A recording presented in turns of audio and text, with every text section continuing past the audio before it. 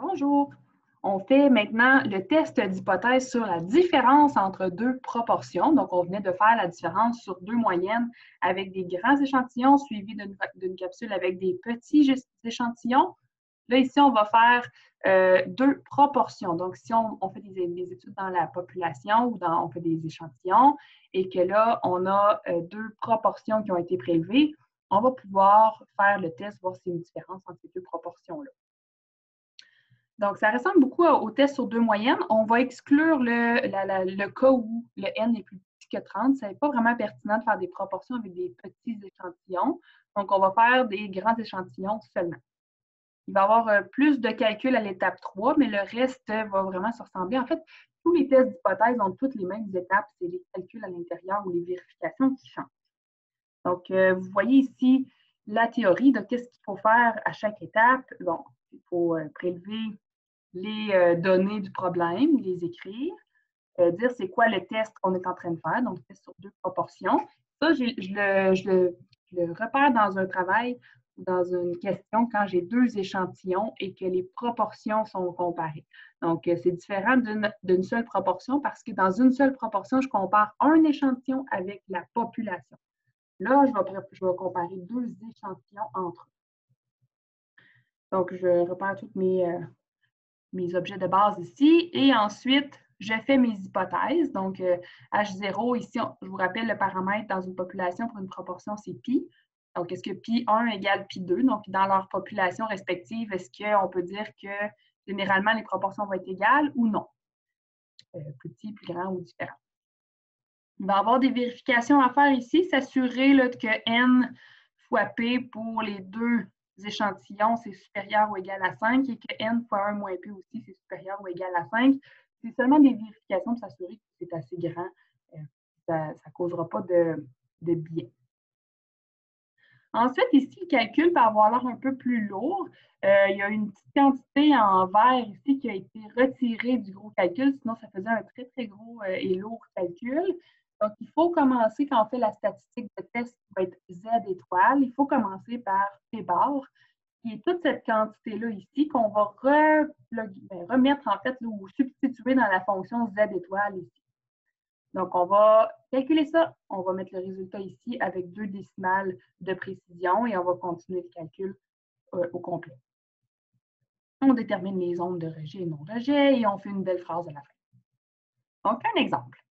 Au Québec, chez les 15 ans ou plus, les hommes sont-ils proportionnellement plus nombreux que les femmes à utiliser Internet chaque semaine à des fins personnelles? C'est une question qu'un chercheur pourrait se poser. Pour répondre à cette question, on a mené une enquête auprès de Québécois des deux sexes. On a prévu 2 échantillons aléatoires indépendants comportant respectivement 440 hommes et 528 femmes de 15 ans ou plus, dans lesquels on a dénombré 352 hommes et 396 femmes déclarant utiliser Internet chaque semaine à des fins personnelles. Donc là, on a les 2 tailles d'échantillons, puis les gens qui ont répondu, ça va nous aider à faire la proportion de personnes qui utilisent Internet à chaque semaine. Effectuer le test au seuil de 1 le 1 ou le pourcentage du seuil va toujours être fourni. Donc là, j'ai le test sur 2 proportions parce que j'ai pris 2 échantillons. Donc, test sur 2 proportions. Je peux calculer mes proportions. Donc, la première, c'est 352 hommes qui avaient dit prendre Internet chaque semaine sur les 440 interrogés. Donc, ça me fait à peu près 80 396 sur 528, ça fait 75 pour les femmes. J'ai les 2 tailles d'échantillons et j'ai le alpha ici qui va être prélevé et mis dans l'étape 1. L'élaboration des hypothèses, là, H0, c'est toujours pareil. Donc, je me dis que les femmes en général et les hommes ont une proportion égale. Ça, c'est mon statu quo. Et ensuite, je vais comparer, je me dis l'hypothèse que j'avance ou l'hypothèse que le chercheur avance, c'est qu'il pense que les hommes vont avoir une proportion plus élevée que les femmes. Donc là, on pourrait même se mettre dans l'étape 1, la légende, c'est-à-dire que 1, c'est pour les hommes, que là, on écrit P1, P1, et on écrit une sorte de chiffre, et le 2, c'est pour les femmes. Donc, c'est juste une légende pour nous aider à ne pas se mêler. Donc, on pense que la proportion de tous les hommes serait supérieure à celle des femmes par rapport à l'utilisation d'Internet chaque semaine. On a quelques petites conditions à vérifier. Donc, est-ce que les tailles d'échantillons sont assez grandes? Donc, est-ce que les deux tailles sont plus grandes que 30? Oui. J'ai 440 et 528, c'est très grand. Ensuite, est-ce que quand je fais 440 fois 80 ben oui, c'est plus grand ou égal à 5. Je fais toutes mes vérifications comme ça, mes petits calculs, et je m'assure que c'est plus grand ou égal à 5. C'est vraiment des conditions à respecter. Si j'ai une de ces conditions-là qui n'est pas respectée, on ne peut même pas continuer et prendre pour acquis que la formule va fonctionner. C'est sûr que dans le cadre d'un cours comme celui-ci, ça va fonctionner. Vous allez pouvoir continuer au-delà de l'étape 3, je vous rassure. Calcul de la statistique de test. Donc, on a besoin du Z étoile. Je n'ai pas réécrit la formule, elle est écrite ici, mais vous voyez que j'avais besoin du petit P bar, là, qui a été le nom choisi pour cette quantité-là.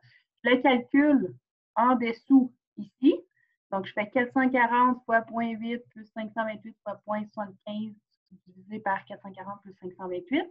Et ça me donne 0,7727. J'ai choisi de garder 4 décimales. Je vais tolérer que vous n'en gardiez que 2. Ça va être suffisant. Ce n'est pas bien grave. Ça ne fera pas une grosse différence dans le chiffre dès la fin. Si vous pouvez, gardez-en plus. Votre chiffre va être juste plus précis. Donc, cette quantité-là, dans la formule, elle se retrouvait ici et là. Donc, c'est pour ça que je suis allée la replacer. Et les autres quantités, on pouvait les trouver facilement dans l'étape 1 pour aller les replacer. Mon conseil, c'est toujours de faire des sous-étapes. Donc, en fait, ici, j'ai fait l'addition des deux. Ça m'a donné 0,00427. Et ici, j'ai fait la multiplication de 0,7727 fois 1 moins 0,7727 et ça m'a donné 0,1756. Ensuite, j'ai fait la racine du produit ici. Ça m'a donné 0,0271. La soustraction en haut était 0,05. Et là, je fais la division. Ça me donne 1,85. Donc, morcelez votre problème. Ça va vous éviter des erreurs de calcul et ça va vous éviter de faire des erreurs de parenthèse ou d'avoir trop de choses à mettre en même temps puis vous mêler et avoir un calcul qui n'a pas d'allure. Donc, le 1,85, c'est notre statistique de test. Ça quantifie la différence entre les deux proportions des échantillons. Donc, là, on se demande, est-ce que cette différence-là, elle est normale? Est-ce qu'elle devrait se produire dans une situation où mes proportions sont égales? Ou si je stipule que mes proportions sont égales, est-ce que ça, c'est trop loin pour être normal? Donc, c'est un peu ça l'idée. On regarde le dessin à l'étape 5. On crée la loi normale comme ça ici. On a besoin de trouver le Z critique. Z critique se trouve en regardant c'est quoi le alpha. Donc, je regarde en haut ici, l'alpha, c'est 1 %. Mon test était unilatéral à droite, donc j'ai mis que la zone de rejet à droite. Quand je cherche dans la table pour 1 % ici, donc 49 % dans ma table de la loi normale, je retourne dans la loi normale, 49 % il est ici. Donc 49 %, c'est le plus proche, ça me donne 2,33. Donc 2,33, c'est ma zone critique qui commence à cet endroit-là quand le Z vaut 2,33. Je place mon 1,85 sur l'axe numérique et ça se trouve entre 0 et 2,33. Donc là, on se retrouve dans la zone blanche, ce qui fait qu'on va accepter H0. Et si on traduit H0, c'est qu'il n'y a pas de différence entre le nombre d'hommes et de femmes qui utilisent Internet chaque semaine.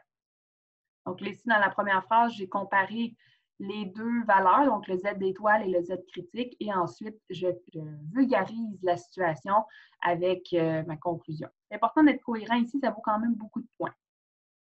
Donc, merci de votre attention. Les étapes qui suivent, la partie 2 du chapitre 5 vont sortir la semaine prochaine.